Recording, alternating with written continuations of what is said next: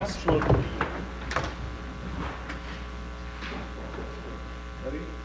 I Pledge allegiance to the flag of the United States of America and to the republic for which it stands, one nation, under God, indivisible, with liberty and justice for all. Thank you. It's now our public comment period. Anyone wishing to make public comments regarding matters either on or off the agenda and within the Commission's jurisdiction may do so at this time. However, the Commission is not permitted to act on non-agenda items. Do we have any public comment?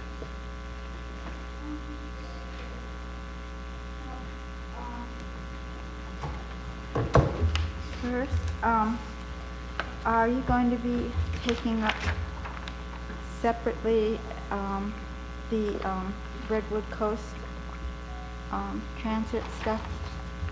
I'll start a little bit with that. I made this to share some ideas about Redwood Coast Transit because we're working on their overall improvement plan. I don't know how much you are involved with that, but it doesn't hurt to share it with you. All right, so I don't have a lot, but I have some copies. All right. For people to read at free for them to share. Yeah. All right. Can you pull the mic down a bit? Hello. There we go. Okay, Eileen. I'm looking at the Redwood Coast Transit Authority plan, and I travel a lot on Del Norte's local bus routes, and also occasionally Greyhound and Gasky Smith River routes, Arcata, and I forgot to mention Klamath. I think it's a mistake to eliminate the late return route from Arcata entirely as proposed. This return bus makes it possible to enjoy a full day in Arcata. It also allows travelers to return to Crescent City from San Francisco. This bus link to Arcata Greyhound service in the late evening is the reason why the route was put into service when Greyhound closed the Del Norte station. The Transit Authority has not promoted the reduced rates to Arcata, which would increase ridership. I often speak to other riders at bus stops, and many are not aware of the reduced rates. At minimum, I think you should preserve 2 evening return trips from Arcata, perhaps Friday, and there are other days that have the greatest ridership. Much can be done, on another topic, much can be done to enhance local recreational bus trips. Interesting sites along each route should be incorporated where possible. Bus route pamphlets should devote a panel to interesting sites along the route. For instance, the Birch Track route could easily meander through the harbor, highlighting the big boat basin, the art gallery, and the beautiful South Beach. The Parkway bus could be selected and modified to not only stop at College of the Redwoods, but also make a stop at the airport and Garth Beach at Point St. George. This route could return via beautiful Pebble Beach Drive and then along Pacific Avenue, where it would return to its current pathway at the county building. This would be convenient for the Family Resource Center. The Gasky, Smith River, and Arcata routes have many notable scenic highlights along the way, and the Gasky route could be made to coincide with another bus route at Washington. You are aware that the transit piece is not in our jurisdiction, is that correct? What's that? Redwood Transit is not in our jurisdiction? You don't have anything to do with it. Not the transit scheduling. Not the schedule. Correct. Do some of you sit on that board? I know Jerry and I It's don't. just an opportunity to share ideas. And We will pass it on, I just wanted you to And- be aware of that. and also, This was the time. okay, That ringer was the 3-minute time.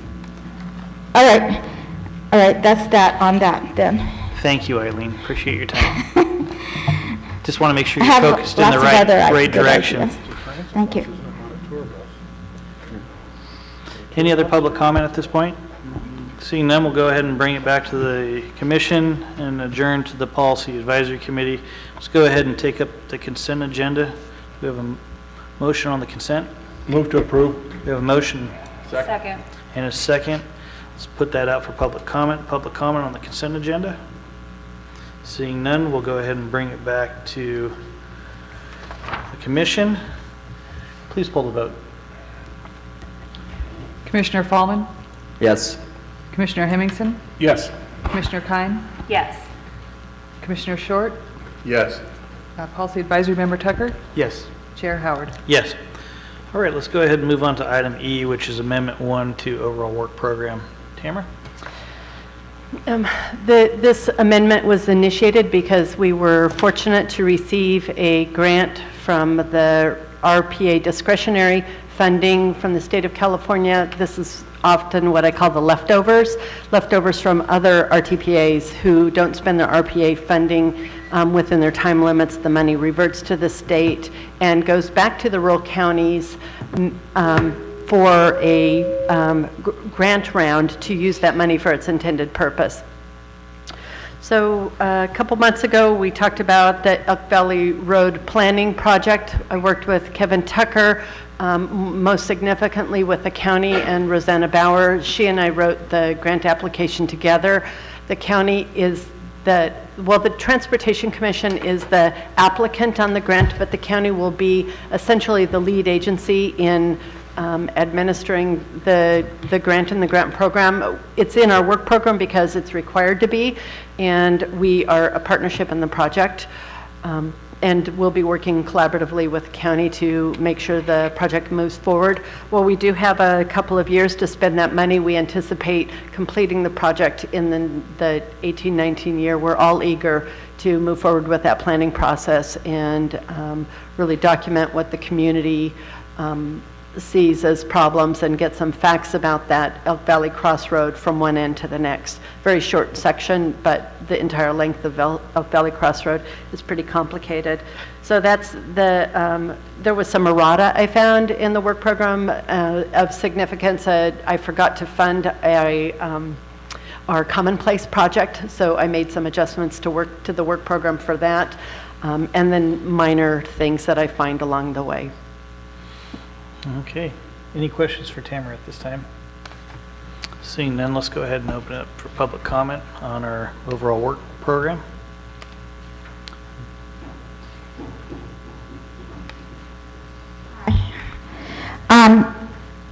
With regard to the change, it's a very, the Elk Valley Crossroads, it's very, Sorry, I hate that's this okay. thing. No worries. Take your time. it's either there or it's not there. In reverse order of what you need. So the Elk Valley Crossroads, I don't know, it's a very complicated route, but what can you do about it? You know, I think, Chris, what you pointed out about Kings Valley Road being a difficult place and that we need to do something, not to be making left turns across that whole road, 199, you know, is valuable. There may be a few tweaks that we can have along that route, but I think in the end we're going to find that unless we're willing to make you know, an overpass, or the complicatedness of that route is, you know, it's structural without, you know, a real solution other than, you know, what you've already done, bringing the lanes in as close as you can so you don't have a wide gap to cross, and making clear turn lanes in each thing. But I don't know, I see so many needs that I hope, and I don't know where this is going, you know, planning plans. You know, I would like to see just a good engineer take a look at it and toss out some ideas first before throwing tons of planning money at this, but that would be my desire. And seeing as Caltrans has some responsibility here, maybe they would be willing to do that. I'd love to see us get more green. I just see, I go down to San Francisco, there's electric buses, there's hybrid buses. When are those going to come? Charging stations for them, and people on different ends. I just, there's so many unmet needs here. I hate to see something that doesn't have a clear solution suck up all the funds. Thank you. Thank you very much. Other public comment at this time? Let's go ahead and bring it back to the commission. I would move that we adopt Resolution 201808, approving Amendment 1 for the 2018-19 overall work program. Okay, we have a motion on the table Seconded? and a second. Please poll the vote. Commissioner Short, Yes. Commissioner Kime, Yes. Commissioner Fallman, Yes. Commissioner Hemmingson, Yes. Policy Advisor Tucker, Yes. Chair Howard. Yes. Although I agree with some of your comments, Ms. Cooper, I do appreciate your looking out for all the diverse interests out there, but I do believe there's a solution for that intersection that will save lives. I don't believe at this time, without the look of some planning and some engineers, we're going to get there, but we will get there. We have to if we want to continue saving lives at that point. All right, let's go ahead and move on with discussion items. We've had a lot transpiring since our last commission meeting. Let's go ahead and start with last chance grade. Tamara, go ahead and kick us off with that, please. So, I participated, as a few other people in the community did, with a walkthrough of last chance grade with some Caltrans staff with some of our local folks. My colleague Marcella Clem from Humboldt County, we walked through the area. I haven't been there in about, 6-9 months on a walkthrough, and I appreciate seeing the changes, the new things that have come about. So that was informative to me. There was a stakeholder meeting that was held. Value analysis is beginning in July. The value analysis is the next necessary step in moving that project forward. And most important for us, because it's in our work program, the public information flyer is nearly complete. It's part of our current year work program. It will be mailed out to about 9,000 households. That was a mailing list that Caltrans and our consultant helped us gather.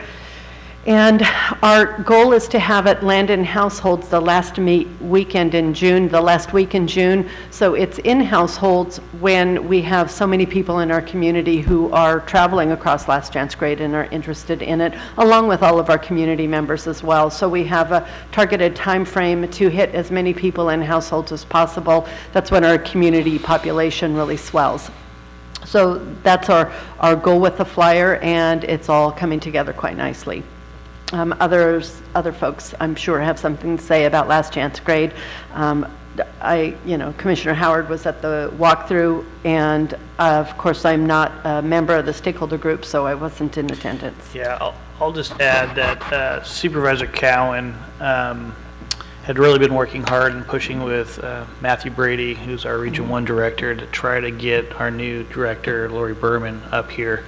She had been working on that for some months and had an established date set fairly close to after she got sat in office, and it was impressive to be with her. She's a 32-year veteran of the California Department of Transportation, coming out of the engineering end in San Diego.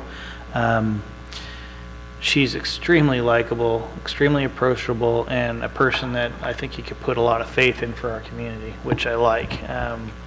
She was, I think, just as, and Tamara, you could correct me if I'm wrong, but she definitely had a jaw dropper when she got up to some of those points at last chance grade and sees the urgency of the issue and why staff, at least in Region 1, is pushing it so well at the state level.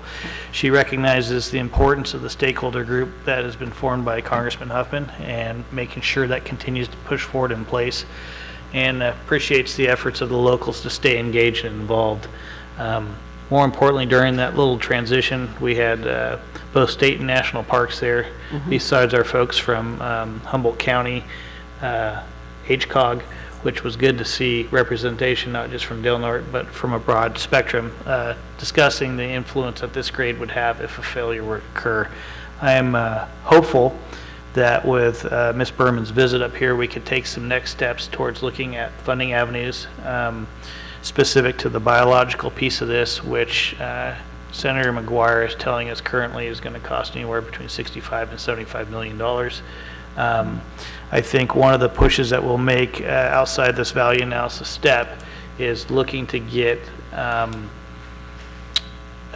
California Transportation Commissioners up here, Jim Gilmetti and Jim Arp, as soon as possible. I know Senator McGuire doesn't agree with me on that step, but I am a little difference in at odds with him on this piece of the movement. I think the sooner we could get people that sit on the California Transportation Commission here on site with boots on the ground, the sooner that we could get some recognition that this is probably one of the most highest priorities in the state. And as they are Northern California representatives for us on the Transportation Commission, I see it as vitally important. I know Jerry Matt Brady brought up your name during the tour with me a couple times as representing the North Deal piece of this. I don't know if you want to add some stuff out of your meeting, but feel free to if you'd like. Yeah, not much to add. I mean, things are moving along. The deal meeting, we talked about projects coming up. Dr. Fine Bridge. I think they pushed that date out now to 2020. So we keep getting pushed out, but it is what it is. We have to go through those steps to get things squared away. Yeah, not much to add on the last chance grade stuff. I think it's moving along well. I don't think we could expect it to go much faster than what they're proposing or what they're doing. I am interested in the new alternative L, I think it is. Seems like that everybody seems to be pretty much on board with that. So I'd like to see more and know more about that when that comes about. And Tamara, I'm not sure if the other commissioners are familiar with alternative L. That's come up after some of the other alternative routes were cut down to this last go around. Can you briefly explain for those listening audience members what alternative route is to the best of your ability, or you want me to try to tackle it? No, I can't, Okay. truly. I would recommend folks give the public information officer at Caltrans a call if they want a detailed description. I know that I will blow it. Sad. The information is posted on the Last Chance Grade website, so there's another place they can get it. If anybody doesn't have internet access or doesn't want to make that phone call, they can certainly contact me, and I can meet with them in my office, have the materials printed out, and share it with anybody in any way that they would like. And of course, you're free to describe it in whatever way you're able to, but I am not adequately able to describe it. It's rather unique, as it does move some of the conversation back to the old Ridgeline Road, which I'm not sure how it fell out of the conversation in the first place. I know, talking with members of parks, particularly state parks, during that tour, there was some expressed interest with getting boots on the ground on alternative L this summer and staking it out so everybody could have a visual idea on what that looks like, and definitely encouraged them to do so if that's what it's going to take to move this thing forward in an expeditious manner. So, Mr. Howard, this is a different route than what has been plotted to us before then? Correct. Okay. Have to go take a look at that. It's not on the website, Last Chance Grade. Yet. It's not Yeah. there yet. So Yeah. maybe Kevin and I can work together to make sure that that gets put up there. Yeah, and just to segue, July 19th is the proposed public meeting to update the public on Last Chance Grade, so that would be a great opportunity for the community to come out and learn about the I've heard that there are 2 new alternatives that came out of the expert-based risk assessment. So again, that's July 19th at the fairgrounds, 6:30 to 8 p.m. Yeah, and Kevin, we would hope that on this go-around of that stakeholder community meeting, that we'll get the word out a little bit better than we did last time. So radio, newsprint, et cetera, besides just web and word of mouth. So Okay, yeah, I'll take that information to the project manager. yeah, that would, yeah, hopefully Jamie will remember how that went last time. So I would love to have a great deal of community participation there, more so than this last go-around. Okay, let's go ahead and move on to 199 at Elk Valley Crossroad. In summary, we applied for a grant application Yep. to complete a planning process. We were awarded the grant and we're moving forward with that. It's part of our 2018-19 overall work program. Yeah, thank you, Tamara. And any further questions on that? I think we've discussed this one quite well, and I'm glad we're making some progress on our own to get this thing moved forward. Appreciate that. Okay, so, let's talk about our Safe Systems call box. Well, we have call box ahead signs in the works, and we're moving forward with that project. We hit a bit of a glitch in that the signs are no longer allowed on the state highway, something that we were really not aware of. And I think that it's because there are a lot of signs on state highways and folks can see the call boxes, so why have a call box ahead sign? It's a very urban-centric decision by the state of California, and in working with Caltrans District 1, they were successful in granting us an exception to their rules, so we will be installing call box ahead signs in many locations. I have photos, locations scoped out. I'm not an engineer. I don't know where to put them on the road exactly, but our contractor who takes care of our call box system will be working with Caltrans to find the right places for those signs. Even though I know where the call boxes are, when I do a drive around, I do a call box inspection, there are some of them, I've stopped at them many, many times. I still drive past them because I can't remember exactly what turnout, and I'm looking for them. I'm driving slowly. So I believe that a lot of times when somebody's looking for a call box, they go right past it without even knowing where it is, because many of the call boxes are at a turnout and tucked away from the road, which makes it much more safe for the folks pulling over who need the call box, but it also makes them very difficult to see even in the daylight in our redwoods around our tight corners. It's not only the darkness, but also some of the tight corners up 199 where they're just difficult to see until you're past them. So I'm encouraged by that, and we will be moving forward with that project.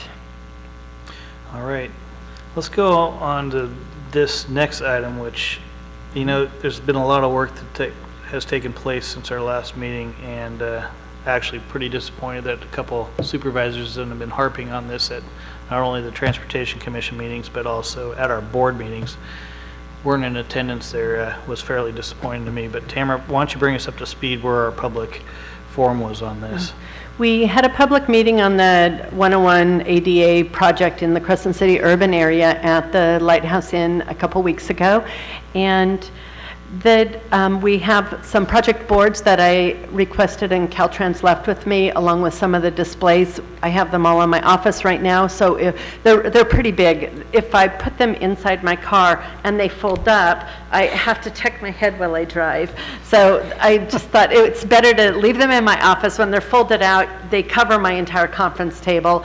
But it shows the ADA map as it is to date. We have design work. We have other work to do on this project that's still upcoming. There is plenty of opportunity for public comment.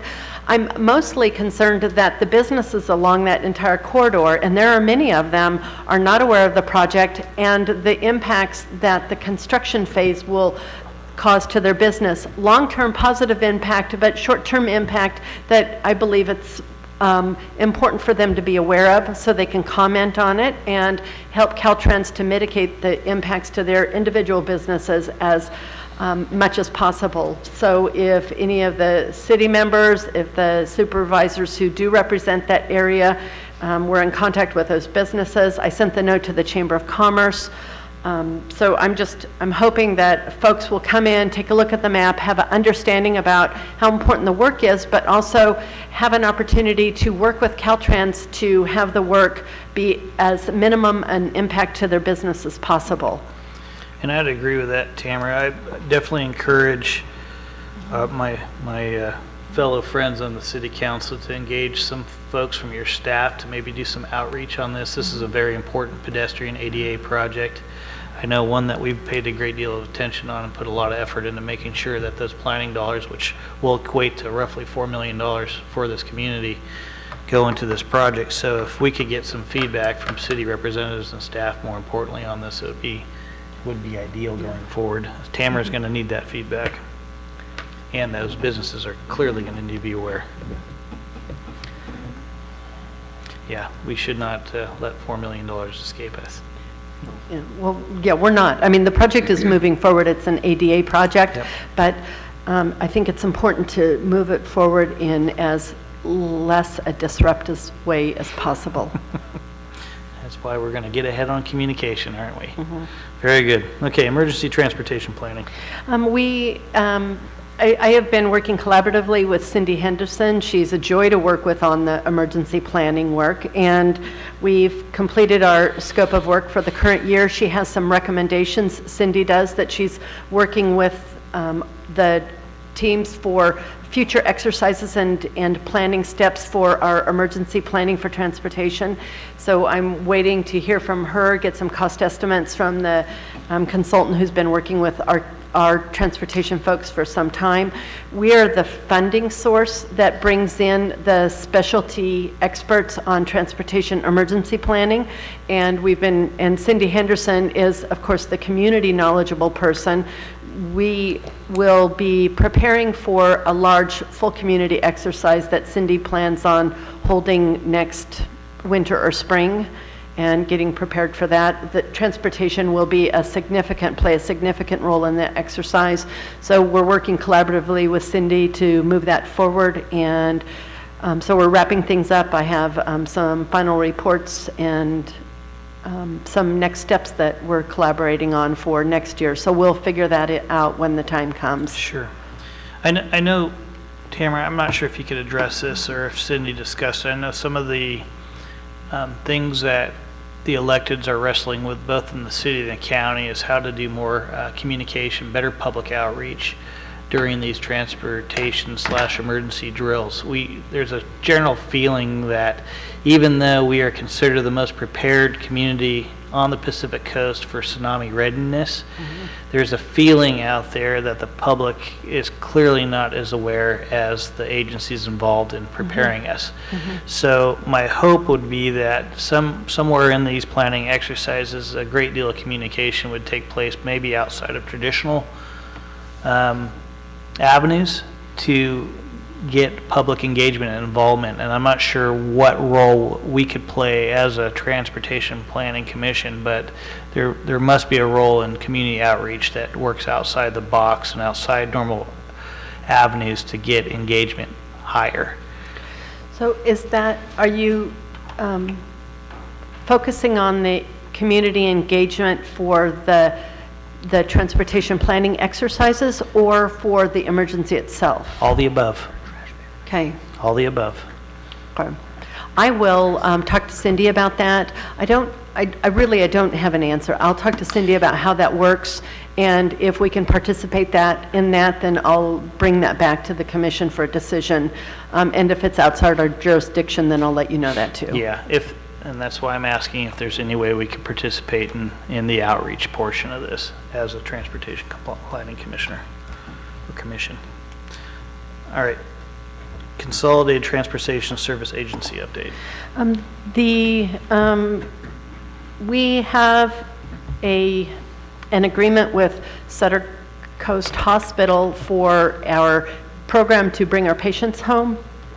Shortly after we developed and implemented that program with, I must say, a really good participation and collaboration with Sutter, the state came across with a decision that mandated certain funding sources, partnership help to be one of the primary ones to fund returning their patients home, in addition to having a higher level of understanding that it's the recipient hospital's obligation to release its patients safely, not the hospital that flies the patients out. Now, the result of all of this is that in the year and a half or so that this program has been up, not a single patient has needed it. I do believe that, I mean, there's evidence that Sutter has done a good job at developing the program, letting folks know about the program, so the program, in fact, is not needed. I see this as a significant success in that instead of spending a lot of planning funds to do a needs analysis, to all of those things, we just started a little program to see what happened, sort of a, you know, a test first year. And the test first year indicates to us that the program is not needed. In that regard, Sutter is returning 100% of the funds that were allocated to them. We are seeking new CTSA representation for our community, which is a requirement of the Transportation Development Act, or TDA. I believe that Rebel Coast Transit Authority is going to take on that role for our community with a moderate allocation request that will be coming up in our July meeting. And so I don't have all of the request information from them yet. I was hoping to cram everything into this agenda packet and miss a July meeting, but there was just no way to combine it all for July, so sorry about that. But we have a letter of resignation from the hospital, and we need to find a new CTSA. So I think that it was a good experiment. We learned some things at a no cost to the commission, at an administrative cost to Sutter Coast Hospital, which they were very generous and eager to provide. But now we need to move on to the next step, and the next step is to get a CTSA in place, somebody who is willing to take on this obligation to our community to provide consolidated transportation service agency services with nearly no money. Many rural communities have their transit agency provide this service. It's a natural fit. They are the transportation folks in our community. So that's my preliminary report on the CTSA, and we'll have some formal action proposed in the next meeting. Thank you. Okay, let's go ahead and discuss our July 3rd meeting and see what everybody's availability is. I know I personally will be here. I didn't know what everybody else's schedules look like. I will also. Alex? Yeah, I'll be here. Yeah. Great. You're all good? Yeah, okay. You know, it can be a sensitive date, and I wanted to just do a check-in on that. Okay, very good. We're going to go ahead with July 3rd then. Perfect. All right, so let's go ahead and open up our discussion items to public comment. Please. Hi, Eileen Cooper. Sometimes when you see something on a page side by side, something hits you. Oh, That goodness. Never happens to me. Just Is it kidding. off? Just, no, I can hear you. Yes, All right. that's off. Go ahead, please. Okay, so it just occurred to me, where do we have our buses all parked? Are they like on, off of 101 over there by, Behind the fairgrounds. behind the fairgrounds? To the side. You know that that fairground sits right at the Elk Creek watershed, and that it is very, very vulnerable to tsunamis. It's tsunami run-up zones follow that creek all the way. You can see it, what happens on our maps. And I would think that perhaps we should get, I mean, we may not get the tsunami during the evening when the buses are at rest, but we could maybe save ourselves the buses if we find a smarter place to park them overnight. I would think that that CHP, why is it so gigantic? There's certainly a corner there that might house buses more safely. And that would be smart.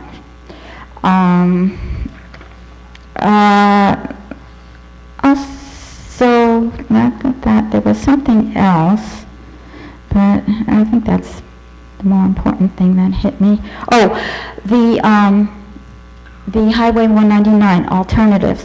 One thing that, the last meeting that we all attended as a stakeholder with the new alternative on the Ridge route. And the other important piece of information that came out of that 199, what am I saying? 101 Not at Last Chance 199. Grade. Last Chance Grade. I'm sorry for the confusion. No worries.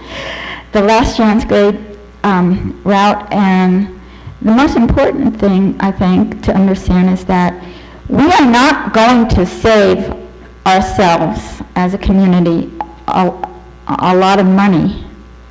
I mean, Caltrans is not going to save a lot of money on making a bypass. That road, no matter what, is going to be very, very expensive. They made that very clear. It's going to continue to be expensive. And one thing that was, that they brought out is that the longer routes might not be good because you're trading one set of problems for another. Our vulnerability to landslides are throughout the region and are because of our fragile structure and high rainfall. And so we aren't, money-wise, it's not going to eliminate that no matter what. So we have to be clear that the long-term benefits are those with the big slide and not, we're going to continue to incur problems along that route. And that was very instructive to me. It sure will be. Thank you, Yeah. Eileen. All right, thank you. Thank you. All right, any further public comment? We'll go ahead and pass Eileen's comments on to the Redwood Transportation Group. I'm sure they'll be really happy to hear that their parking facilities are in a run-up zone. All right, let's go ahead and receive commissioners' reports and comments at this time. You guys are all full of great comments. I already talked about the most interesting piece of mine during the discussion section, so seeing none, we're going to go ahead and move to item number 6, which is action on recommendations of the Policy Advisory Committee. Move to approve actions taken by the Policy Advisory Committee. And second. We have a motion and a second on the table. Public comment? Okay, seeing none, we're going to go ahead and bring it back to the commission. Please pull the vote. Commissioner Fallman, Yes. Commissioner Hemmingson, Yes. Commissioner Kine, Yes. Commissioner Short, Yes. Chair Howard. Yes, all right. This meeting is adjourned till July 3rd, 2018 at 3 o'clock. See you all then. Before you all leave, and after the meeting's done, right?